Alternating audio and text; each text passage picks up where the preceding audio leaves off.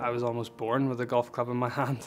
You know, remember videos and pictures of me with a plastic club, you know, hitting balls inside the house, outside the house.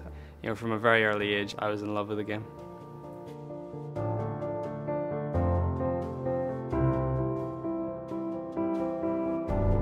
The confidence to pull off a tough shot, I think, just comes from practice. Golf is probably more mental than physical. You know, everyone has to learn and has to develop, and you know, the best way to do that is by learning from your mistakes. The Masters was horrendous, you know, really feeling miserable, you know, the worst I've ever felt on a golf course. It was the first time that I'd led a major going into the final day. I tried to handle it as best I could, and unfortunately I didn't. You know, that tee shot on the 10th hole at Augusta was where it all started to unravel. I learned from the Masters. I knew what I didn't do right, and I put things in place to make sure that that wasn't going to happen again.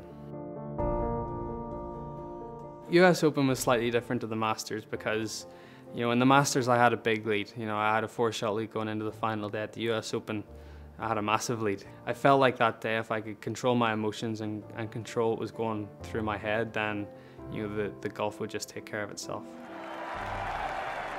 The 10th at Congressional is a par 3. You know, there's a lot of trouble at the front of the green. You don't want to come up short because it's water. You know, as long as you have the distance right, that's the key for that hole.